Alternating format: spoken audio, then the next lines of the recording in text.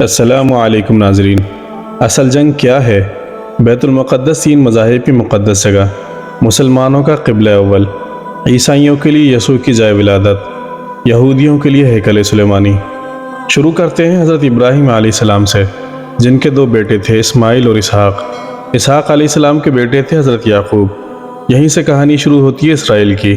اسرائیل یعنی اللہ کا بندہ، اور یہ لقب حضرت یعقوب علیہ السلام کو دیا گیا۔ حضرت یوسف علیہ السلام جب کفیل مصر بنے تو آپ کو حکم ہوا کہ اپنے تمام خاندان یعنی آل یعقوب کو مصر بلایا جائے، اور مصر کی سرزمین کا ایک مخصوص حصہ ان کے لیے مختص کیا گیا، اور اللہ کی طرف سے کہا گیا کہ آل یعقوب اس سرزمین میں تمہارے لیے برکتیں ہیں۔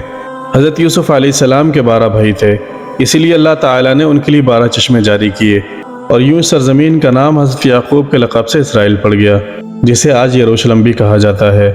آپ کی نسل سے کم و بیش 70,000 انبیاء کرام آئے۔ حضرت یوسف علیہ السلام کے بھائی یہودا کی نسل آگے بڑھی تو اس میں سے آنے والے تمام بنی اسرائیلی یہودی کہلائے۔ وقت گزرتا گیا اور حضرت موسیٰ علیہ السلام کا دور آیا۔ جب فرعون نے مصر کی سرزمین آپ پر تنگ کی تو بنی اسرائیل کے ساتھ آپ کو مصر سے نکلنا پڑا۔ اس دوران بنی اسرائیل پر اللہ تعالیٰ کی بہت سی کرم نوازیاں بھی ہوئیں، جس میں من و سلوہ، چشموں کی بہتات، مچھلیوں کے شکار کا ذکر قرآن پاک سے بھی ملتا ہے، اور وہیں ہمیں ایک گائے کا ذکر بھی ملتا ہے جس کے لوتھڑے سے مردے نے اللہ کے حکم سے زندہ ہو کر اپنے قاتل کا بتایا۔ اس گائے کی نشانی اللہ تعالیٰ نے قرآن پاک میں بیان فرمائی، جو کہ ایک سرخ مائل رنگت کی گائے تھی، اور ایسی گائیں آج بھی یہودیوں کے نزدیک مقدس مانی جاتی ہے۔ حضرت یوسف علیہ السلام کے بعد دیگر نبی آئے۔ اس دوران حضرت موسیٰ علیہ السلام اور ان کے دور کے کچھ باقیات، تورات، من و سلوہ کا کچھ حصہ بنی اسرائیل نے ایک صندوق میں محفوظ کر لیا۔ یہ اللہ کی طرف سے حضرت آدم علیہ السلام کو دیا گیا ایک خاص صندوق تھا، جو نسل در نسل نبیوں کے پاس رہا، جسے قرآن میں تابوت سکینہ کے نام سے پکارا گیا ہے، اور یہ یہودیوں کو اپنی جان سے زیادہ عزیز ہے۔ حضرت داؤد علیہ السلام نے جب طالوت کو ہرا کر اسے تابوت سکینہ حاصل کیا تو یوں بنی اسرائیل نے انہیں نبی تسلیم کر لیا، اور حضرت داؤد علیہ السلام نے اس صندوق کی حفاظت کے لیے ایک ہیکل تعمیر کروانا شروع کیا، جو کہ ان کی زندگی میں مکمل نہ ہو سکا۔ ان کے بیٹے حضرت سلیمان علیہ السلام نے جنوں کی مدد سے اس کو مکمل کروایا، اور اسی دوران میں آپ کی بھی وفات ہو گئی۔ اسی وجہ سے اسے ہیکل سلیمانی کہا جاتا ہے۔ بعد ازاں بابل کے بادشاہ بخت نصر نے اسرائیل پر حملہ کیا اور ہیکل سلیمانی کو بھی گرا دیا، اور تابوت سکینہ بھی اپنے ساتھ لے گیا۔ سیپرس دی گریٹ نے دوبارہ یہ شہر حاصل کیا اور یہودیوں کو دوبارہ یہاں آباد کیا، اور تابوت سکینہ کو بھی واپس لایا گیا۔ ہیکل سلیمانی ایک دفعہ پھر تعمیر کیا گیا۔ پھر وقت گزرا اور حضرت عیسیٰ علیہ السلام کی آمد ہوئی، جنہیں نعوذ باللہ یہودیوں نے دجال، ناجائز اور کیا کیا لقب دیے۔ یہاں سے یہودیوں میں 2 الگ قومیں ہو گئیں، ایک یہودی اور دوسرے عیسائی۔ یہودیوں نے سازش کر کے حضرت عیسیٰ علیہ السلام کو صلیب پر چڑھانا چاہا، اور اللہ تعالیٰ نے انہیں اپنے پاس اٹھا لیا۔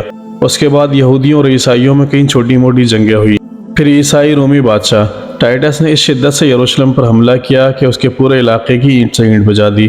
ہیکل سلیمانی کو گرا دیا گیا، جس کی صرف ایک دیوار اس وقت اپنی اصلی حالت میں موجود ہے، جسے دیوار گریہ کہا جاتا ہے، جہاں یہودی جا کر تورات کی تلاوت کرتے ہیں اور گریہ زاری کرتے ہیں۔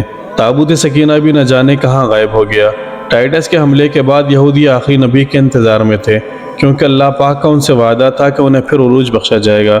اس وعدے کا ذکر سورہ بقرہ میں بھی موجود ہے کہ بنی اسرائیل، ان نعمتوں کو یاد کرو جو تم پر کی گئی، اور اپنا وعدہ پورا کرو، ایمان لاؤ تاکہ ہم بھی اپنا وعدہ پورا کریں۔ قیامت کی نشانیوں میں سے ایک نشانی یہ بھی ہے کہ ہیکل سلیمانی کی 3 دفعہ تعمیر ہوگی، جو کہ 2 دفعہ ہو چکی ہے۔ یہودی اپنے مسیحا اور آخری نبی کے انتظار میں تھے۔ ٹائٹس کے حملے کے 500 سال بعد نبی آخری زماں کی ولادت ہوئی۔ یہاں یہودیوں کو یہ جھٹکا لگا کہ سارے نبی حضرت اسحاق کی نسل سے ہیں، تو آخری نبی حضرت اسماعیل کی نسل سے کیوں کر آگے، اور انہوں نے ایمان لانے سے انکار کر دیا۔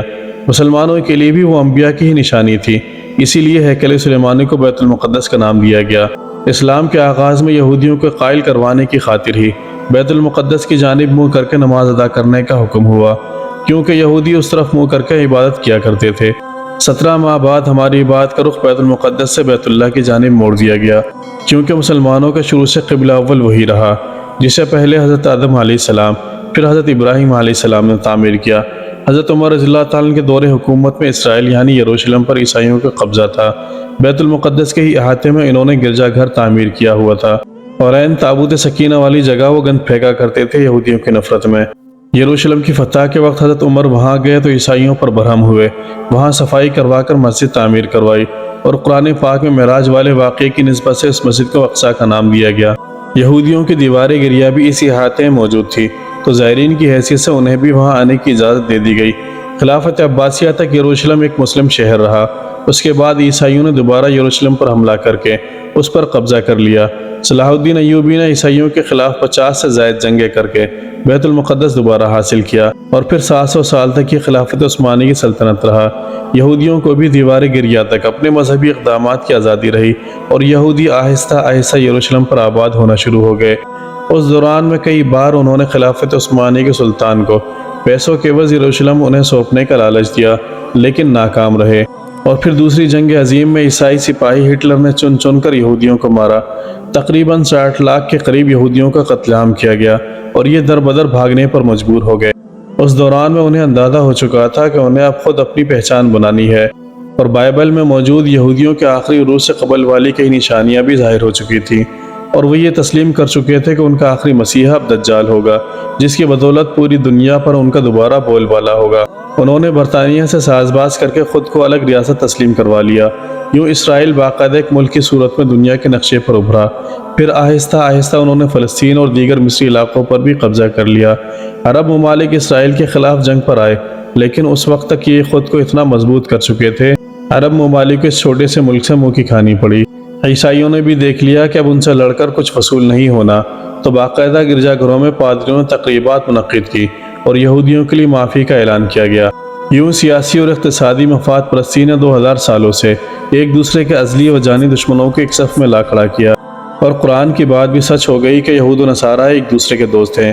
یہودیوں کے عقائد کے مطابق وہ ہیکل سلیمان کی حفاظت نہیں کر پائے تو خود کو قصوروار کہتے ہیں، خود کو سزا دینے کے لیے زنجیروں اور چمڑے سے پیٹتے ہیں، اور دیوار گریا کے پاس آہوزاری کرتے ہیں، اور ایمان رکھتے ہیں کہ تیسری بار انہیں پوری دنیا پر حکمرانی حاصل ہوگی، اس لیے انہیں مسجد اقصیٰ کو گرانا ہوگا، جس کی تیاری وہ کر چکے ہیں۔ کب سے مسجد اقصیٰ کے نیچے بارودی سرنگیں بچھا دی گئی۔ اس کے بعد ہیکل سلیمانی تعمیر کر کے تابوت سکینہ کو وہاں رکھنا ہے۔ تابوت سکینہ بھی وہ دوبارہ حاصل کر چکے ہیں، لیکن مسئلہ تھا سرخ گائے کا، کیونکہ ان کے عقیدے کے مطابق وہ ناپاک ہیں، اور جب تک پاک نہیں ہو جاتے ہیکل سلیمانی تعمیر نہیں کر سکتے، اور پاک ہونے کے لیے سرخ گائے کی قربانی دینا ہوگی، وہ گائے جس کی نشانیاں قرآن پاک میں بیان کی گئی ہیں، جو اس وقت انہیں ڈھونڈنے میں مشکل ہوئی تھی۔ اب بھی 100 سال تک وہ ویسی گائے تلاش کرتے رہے۔ ٹیکنالوجی کا استعمال کرتے ہوئے بچے پیدا کرنے کا کامیاب تجربہ کیا انہوں نے۔ پھر اس تجربے کی بدولت ویسی نشانیوں والی گائے پیدا کرنے کی کوشش کی گئی، لیکن ناکام رہے۔ 2019 میں ایک امریکی ریاست سے 5 عدد ویسی گائیں انہیں مل گئی، جن کے جسم پر سرخ رنگ کے علاوہ اور کوئی بال نہیں تھا۔ انہیں کبھی کام کے لیے استعمال نہیں کیا گیا تھا۔ اگلی نشانی یہ کہ ان پر کسی بیماری کا اثر نہیں ہونا چاہیے۔ پوری دنیا میں کووڈ پھیلا کر مختلف جانوروں کے ساتھ انہیں بھی ٹیسٹ کیا گیا، ان پر اس بیماری کا کوئی اثر نہ ہوا۔ Red heifer found, mystery of red heifer, یہ گوگل میں سرچ کر کے آپ اس متعلق تفصیل سے پڑھ سکتے ہیں۔ الغرض قرب قیامت اور دجال کے ظہور والی تمام تیاریوں مکمل کر چکے ہیں۔ اپنی مرضی کے ڈاکٹرز، انجینئرز، بچے پیدا کرنا، 9D ٹیکنالوجی کی مدد سے ایک جگہ ہوتے ہوئے کئی جگہ موجود رہنا، اپنی مرضی کے موسم بنانا، جب چاہو بارش برسا دینا، چند دنوں میں پوری دنیا گھوم لینا، یہ سب دجالی نشانیاں ہیں، جو کہ آج کے دور میں کوئی مشکل کام نہیں۔ ہمارے اسلام میں بتائی گئی قیامت کی نشانیوں کی انہوں نے اتنی اچھے سے تیاری کر لی ہے کہ قرقد کے درخت لگا دیے گئے جو انہیں پناہ دیں گے۔ بابلود جس جگہ احادیث کے مطابق دجال کا حضرت عیسیٰ علیہ السلام کے ہاتھوں قتل ہونے کا ذکر موجود ہے، اس جگہ وہ دجال کے فرار ہونے کے لیے ایئرپورٹ بنا چکے ہیں۔ یہ سب تو قرب قیامت کی نشانیاں ہیں، اور ہیکل سلیمانی نے بھی بن کر رہنا ہے۔ پھر اصل جنگ کیا ہے؟ اصل جنگ ہے عقائد کی۔ ہم اپنے عقائد میں اتنے کمزور ہو چکے ہیں کہ نماز پڑھیں یا نہ پڑھیں ہمیں فرق نہیں پڑتا، اپنے بہن بھائیوں کا حق کھا کر خوشی محسوس کرتے ہیں، اور فرقوں کی خرافات میں الجھے ہوئے ہیں۔ فلسطینیوں کے لیے سوائے دعا اور احتجاج کے ہم کیا کر سکتے ہیں؟ کیا ہم اپنے عقائد کے اتنے مضبوط ہیں کہ ڈالر کے بہکاوے میں نہ آئیں؟ کیا ہم یہودیوں کے مقابلے میں نکلنے والے خراسان مجاہدین کی لسٹ میں آتے ہیں، یا بس سوشل میڈیا کے تماشائی ہیں؟ اگر آج دجال ظاہر ہو جائے اور توبہ کا دروازہ بند ہو جائے تو ہماری آخرت کے لیے کیا تیاری ہے؟ سوچ کر ضرور جواب دیجیے گا۔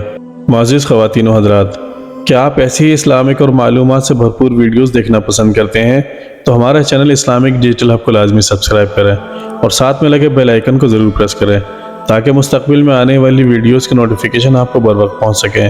اجازت دیجیے، ملتے ہیں ایک نئی ویڈیو کے ساتھ۔ اللہ تعالی ہم سب کا حامی و ناصر ہو۔ السلام علیکم ورحمۃ اللہ وبرکاتہ۔